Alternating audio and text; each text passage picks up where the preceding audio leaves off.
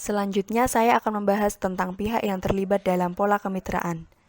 Di dalam penyelenggaraan pola kemitraan, tentunya perlu melibatkan beberapa pihak tertentu untuk mengimplementasikan pola kemitraan secara nyata dan optimal.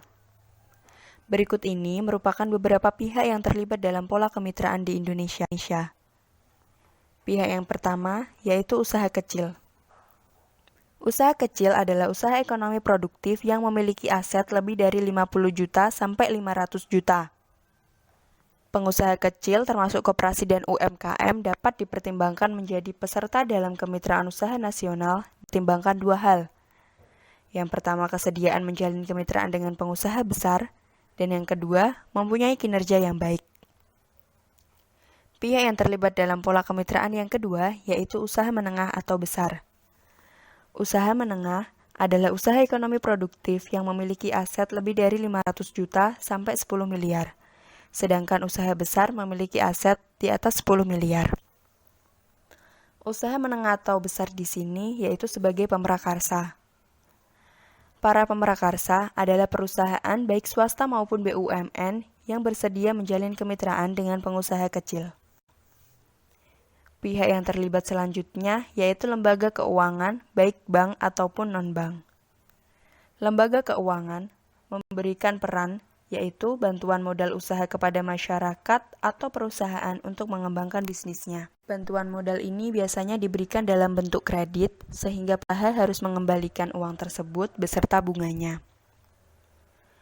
Pihak yang terlibat yang keempat yaitu pemerintah. Pemerintah terlibat dalam pola kemitraan dan berperan dalam koordinasi, fasilitasi, dan pengawasan bagi kemitraan usaha nasional. Dengan peran serta pemerintah, diharapkan kemitraan usaha yang ada di Indonesia dapat berjalan dengan baik. Pihak yang terlibat selanjutnya yaitu LSM atau masyarakat. LSM atau masyarakat juga terlibat dan turut andil dalam pola kemitraan sebagai pendukung dalam pelaksanaan ataupun penyedia sarana dalam menunjang berbagai kegiatan atau aktivitas pola kemitraan di Indonesia. Berikutnya ada pembahasan kelima dan keenam, yaitu mengenai kelebihan serta kekurangan dari pola kemitraan yang akan disampaikan oleh Saudara Dayan. Kepada Saudara Dayan, saya persilahkan. Keuntungan dari kemitraan bisnis. Kemitraan bisnis menawarkan banyak keuntungan bagi mereka yang memilih untuk menggunakannya. Yang pertama, tidak formal dengan memiliki kewajiban hukum yang lebih sedikit. Yaitu salah satu keuntungan utama dari bisnis kemitraan adalah kurangnya formalitas jika dibandingkan dengan mengelola perusahaan terbatas. Yang kedua, mudah untuk memulai. Mitra dapat setuju untuk membuat kemitraan secara lisan atau tertulis. Meskipun akan memakan waktu lebih lama dan menimbulkan biaya tambahan, biasanya masuk akal untuk membuat perjanjian kemitraan. Ini mendokumentasikan bagaimana kemitraan akan bekerja, hak dan tanggung jawab mitra, dan apa yang akan terjadi dalam berbagai situasi yang mungkin, termasuk jika mitra secara mendasar tidak setuju atau seorang ingin pergi. Yang ketiga, berbagi beban. Dibandingkan beroperasi sendiri berbagai pedagang tunggal. Yang ketiga, berbagi beban. Dibandingkan beroperasi sendiri sebagai pedagang tunggal, dengan bekerja dalam kemitraan bisnis, Yang ketiga, berbagi beban. Dibandingkan beroperasi sendiri sebagai pedagang tunggal, dengan bekerja dalam kemitraan bisnis, kita bisa mendapat manfaat dari persahabatan dan dukungan timbal balik. Memulai dan mengelola bisnis sendiri dapat membuat stres dan menakutkan, terutama jika Anda belum. Yang ketiga, berbagi beban. Dibandingkan beroperasi sendiri sebagai pedagang tunggal, dengan bekerja dalam kemitraan bisnis, kita bisa mendapat manfaat dari persahabatan dan dukungan timbal balik. Yang keempat, akses ke pengetahuan, keterampilan, pengalaman, dan kontak. Setiap mitra akan membawa pengetahuan, keterampilan, pengalaman, dan kontak mereka sendiri ke dalam bisnis, yang berpotensi memberikan peluang keberhasilan yang lebih baik daripada mitra yang berbisnis secara individual. Mitra dapat berbagi tugas dengan masing-masing spesialisasi di bidang yang paling mereka sukai dan paling mereka nikmati. Jadi, Jika satu mitra memiliki latar belakang keuangan, mereka dapat fokus pada pemeliharaan bidang itu. Dan yang terakhir, yang kelima, pengambilan keputusan yang lebih baik. Dibandingkan dengan beroperasi sendiri dalam kemitraan bisnis, diuntungkan dari perspektif unik yang dibawa oleh masing-masing mitra. Dalam bisnis, seringkali dua kepala benar-benar lebih baik daripada satu. Dengan kesimpulan, gabungan memperdebatkan situasi yang jauh lebih baik daripada apa yang dapat dicapai oleh masing-masing pasangan secara individual.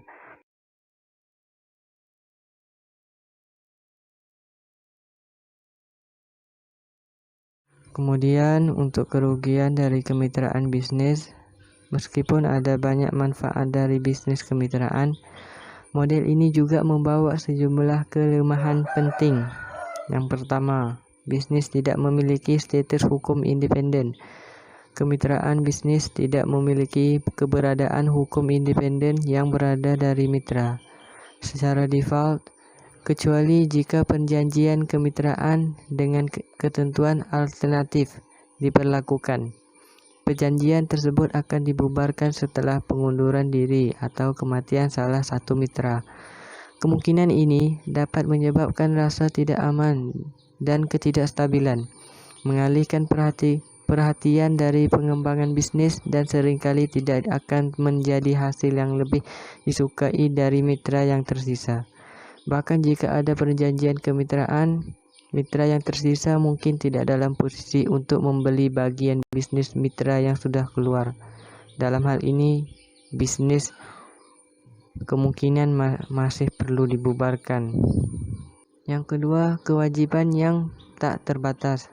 Sekali lagi, karena bisnis tidak memiliki kepribadian hukum yang terpisah, para mitra secara pribadi bertanggung jawab atas hutang dan kerugian yang terjadi. Jadi, jika bisnis mengalami masalah, aset pribadi kita mungkin berisiko direbut oleh kreditor, yang pada umumnya tidak akan terjadi jika bisnis itu dalam perusahaan terbatas. Yang ketiga, persepsi tentang kurangnya prestis seperti pedagang tunggal. Model bisnis kemitraan seringkali tampaknya kurang memiliki rasa gengsi yang lebih terkait dengan perusahaan terbatas, terutama mengingat kurangnya keberadaan independen selain dari mitra itu sendiri. Kemitraan dapat tampak sebagai usaha sementara, meskipun banyak kemitraan yang sebenarnya sangat tahan lama. Penampilan ketidakkekalan ini dan faktor bahwa keuangan kemitraan tidak dapat diperiksa secara independen dapat menimbulkan risiko yang lebih besar. Karena itu, beberapa klien lebih dalam industri tertentu akan lebih suka berurusan dengan perusahaan terbatas dan bahkan menolak untuk bertransaksi dengan bisnis kemitraan. Dan yang keempat, akses terlalu ke modal. Walaupun kombinasi mitra cenderung dapat menyumbangkan lebih banyak modal daripada pedagang tunggal, kemitraan seringkali masih merasa lebih sulit untuk mengumpulkan uang daripada perusahaan terbatas. Bank mungkin lebih suka transparansi akuntansi yang lebih besar, kepribadian hukum yang terpisah, dan rasa keabadian yang disediakan oleh perusahaan terbatas. Sejauh bisnis kemitraan dipegang sebagai risiko yang lebih tinggi, bank tidak akan mau meminjamkan atau hanya akan melakukan dengan persyaratan yang kurang murah hati. Dan yang terakhir, potensi untuk perbedaan dan konflik. Dengan memasuki bisnis sebagai kemitraan umum dan bukan sebagai pedagang tunggal, kita kehilangan otonomi kita.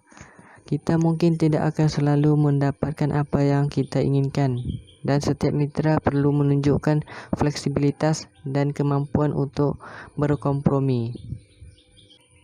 Kemudian akan ada potensi perbedaan besar atau kecil dengan mitra lain. Ini mungkin berhubungan dengan arah strategi kemana bisnis harus menuju, ataupun bagaimana menangani sejumlah masalah bisnis diskrit yang mungkin timbul.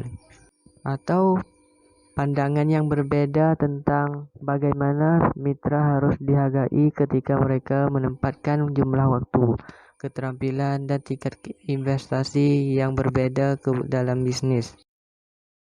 Baik, yang terakhir saya akan menyampaikan mengenai kesimpulan dari presentasi yang telah kami lakukan. Pola kemitraan atau kemitraan usaha secara umum adalah bentuk kerjasama antara dua pihak yang saling menguntungkan untuk mencapai tujuan bersama. Menurut Undang-Undang Republik Indonesia Nomor 20 Tahun 2008, terdapat 5 bentuk pola kemitraan, yaitu yang pertama ada inti plasma, yang kedua subkontrak, yang ketiga waralaba, yang keempat perdagangan umum, dan yang terakhir ada distribusi dan keagenan. Dalam berjalannya kemitraan ini terdapat banyak manfaat dan kelebihan. Tak dapat dipungkiri juga bahwa terdapat beberapa kekurangan dari kemitraan itu sendiri. Terima kasih. Sekian presentasi kami dari kelompok 13. Apabila ada salah kata, mohon dimaafkan. Wassalamualaikum warahmatullahi wabarakatuh.